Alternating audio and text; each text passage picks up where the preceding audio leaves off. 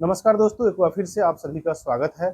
दोस्तों, राजस्व एवं भूमि सुधार बिहार सरकार के द्वारा जो अभी 16 अगस्त 2025 से लेकर के 20 सितंबर 2025 तक जो राजस्व महाअभियान का आयोजन किया गया था, उसका मेन पर्पस था कि जिन व्यक्तियों के जमाबंदी पंजी प्रति में गलतियां हैं या अशुद्धियां हैं, उनका करेक्शन करना। इसमें बहुत सारा दिक्कत ये था कि बहुत लोगों को जमाबंदी प्रति नहीं मिला था और बहुत लोग का जो है ना दाखिल खारिज नहीं हुआ था। तो जिनका दाखिल खारिज नहीं हुआ था, जैसे कि 10 साल हो गया, 20 साल हो गया, 30 साल हो गया, तो उनको घबराने की कोई आवश्यकता नहीं है। उनके लिए एक बहुत ही बड़ा खुशखबरी है। सुप्रीम कोर्ट का जजमेंट है कि जिन लोगों का दाखिल खारिज नहीं हुआ है उनको घबराने की जरूरत नहीं है।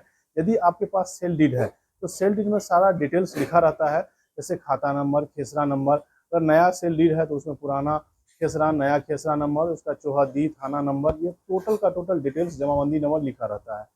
तो उसमें यदि आपने म्यूटेशन नहीं कराया, म्यूटेशन का मतलब होता है दाखिल खारिज, यानी कि जिनके नाम पर, जिन रैयत के नाम पर जमाबंदी नंबर है उनसे आपको खारिज करना है। जो लिया है, जो परचेज कर रहा है, उनके नाम पर आपको दाखिल करना, मतलब उधर से काट करके और दूसरे के नाम पर जो खरीदार है उन पर चढ़ाना है। जैसे यदि आपने दादा परदादा का जमीन है तो उनके नाम से यदि आपको नाम पर करवाना है, यानी कि उनको भी दाखिल खारिज ही कहेंगे, तो उनके नाम से, उस रैयत के नाम पर से उनके जमीन को हटाना है। जितना रकबा रहता है उस रकबा को, जो बंटवारा नामा या जो मान लीजिए पोता होगा या बेटा होगा, तो उनके नाम पर जितना शेयर बनेगा या जो होगा उसके नाम पर इनको दाखिल करना होगा। यही दाखिल खारिज का मतलब हुआ।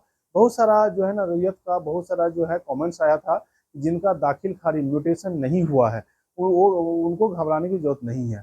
उनका क्वेश्चन था कि म्यूटेशन नहीं हुआ है तो उसके लिए क्या करें। देखिए, म्यूटेशन नहीं हुआ है तो आपको ऑनलाइन जो है ना आपको म्यूटेशन करा लेना है।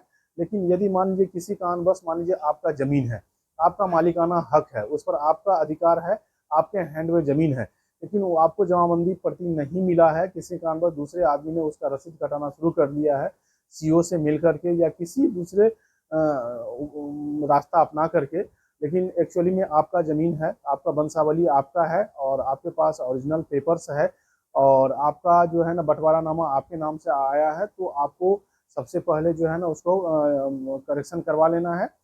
करेक्शन करवा लेने के बाद से फिर आपको कोर्ट में जाना है, फिर वो जो है ना आपका ज़मीन जो है आप ही का होगा। एक्चुअली आपके पास जो है ना सबूत जो है ना पूरा एकदम पुख्ता होना चाहिए और सटीक होना चाहिए। इसके लिए घबराने की कोई ज़रूरत नहीं है। दाखिल खारिज जिन लोगों ने नहीं किया है वो दाखिल खारिज ऑनलाइन करा लें। उसके लिए जो भी कागजात है वो कागजात आपको इसमें जमा करना है।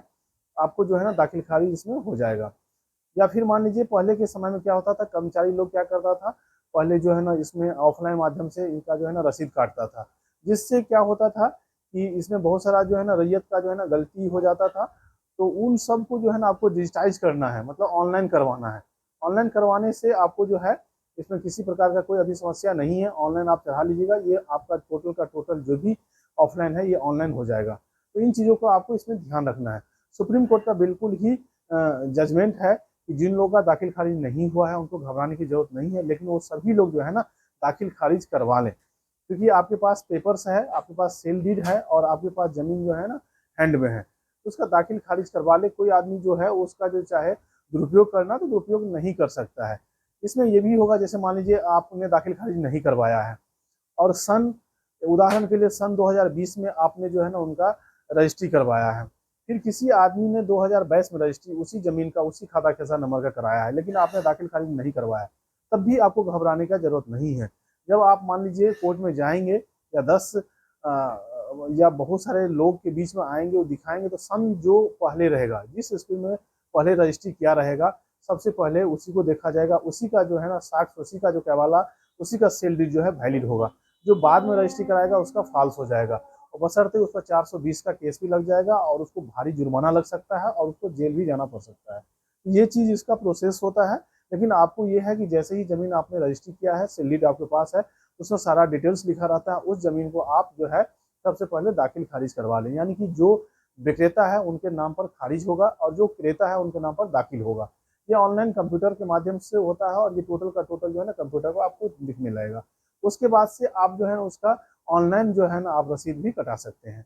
इन चीज़ों को आपको ध्यान में रखना है। आगे इसमें और ध्यान रखना है कि जब भी जमीन का जो है ना, मान लीजिए कि आपके पास बंटवारानामा नहीं है, तो सबसे पहले आप बंटवारानामा बना ले।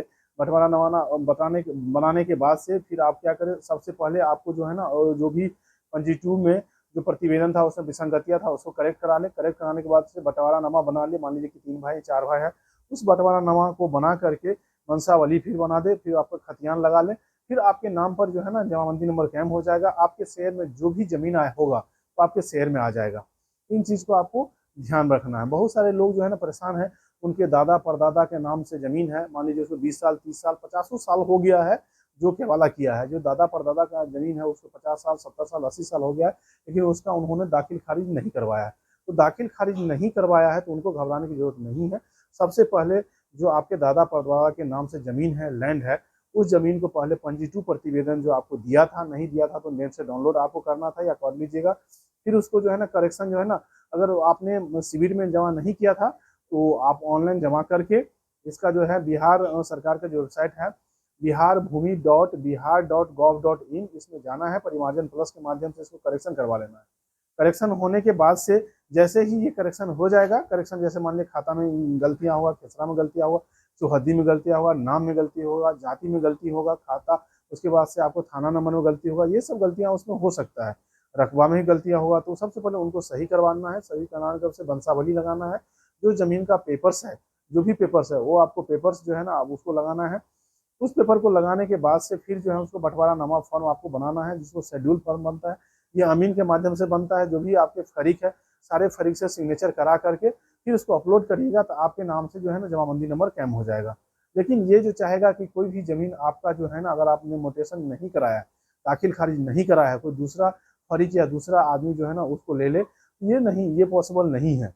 अगर लेगा कुछ समय के बाद से, लेकिन आपके पास पुख्ता सबूत रहेगा, तो वो जो है टोटल का टोटल जो है ना उनको जो है केस फॉल्स हो जाएगा। एक केस ये हो सकता है। दूसरा केस मान लीजिए कि सेल डीड है, यदि किसी से आपने जमीन क्रय किया है, मतलब केवाला किया है, लेकिन आपने उसका म्यूटेशन नहीं किया है, नहीं करवाया है, तो और दूसरा आदमी भी उस जमीन को रजिस्ट्री किया है, तो जो पहले रजिस्ट्री कराए रहेंगे, जिनका सन रजिस्ट्री का पहले होगा, उसी का जो है ना पेपर वैलिड होगा। बाद वाला जो पेपर होगा वो वैलिड नहीं होगा। तो इन चीज़ों को आपको ध्यान में रखना है। मेरा चैनल्स का, मेरा बताने का ये पर्पस रहता है कि सभी रैयतों तक, सभी जमीन मालिकों तक सही सही जानकारी पहुंचे, ताकि किसी प्रकार का कोई उनको परेशानी नहीं होना पड़े। उसके बाद से जो फॉर्म्स आप ऑनलाइन जमा करेंगे, सबसे पहले जो आपका कंसर्न राजस्व कर्मचारी है उनके पास जाएगा। वो जमीन को वेरीफाई करेंगे, होगा तो आपको बुलाया भी जाएगा। उसके बाद से ये कंप्लीट जो वेरिफिकेशन करने के बाद से रजिस्टर 2 से भी मिलाएंगे, और आपका जो इसमें पेपर्स है उस पेपर को देखा जाएगा। पेपर्स के आधार पर जो साक्ष्य है, साक्ष्य के आधार पर फिर उसको वेरीफाई करेंगे। वेरीफाई करने में अगर सही पाया गया तो फिर उसको जो है ना सर्कल ऑफिसर, यानी कि जो अंचलाधिकारी हैं उनको भेजेंगे। उनको भेजने के बाद से फिर उसका कंप्लीट जांच होगा। जांच होने के बाद फिर यह जमीन जो है फिर आपके नाम से कर दिया जाएगा। तो अभी जो सर्वे चल रहा था, सर्वे के बीच में ही अभी जो है ना राजस्व महाअभियान चलाया गया। इसका मेन मकसद ये था कि सर्वे में जो भी विसंगतियां, जो भी कमियां आ रहा था, उससे पहले जो जमीन में जो भी विवादित जमीन था, जो भी विवाद था, उस सभी विवाद को इस महाअभियान के तहत रैयत अपना प्रूफ देंगे।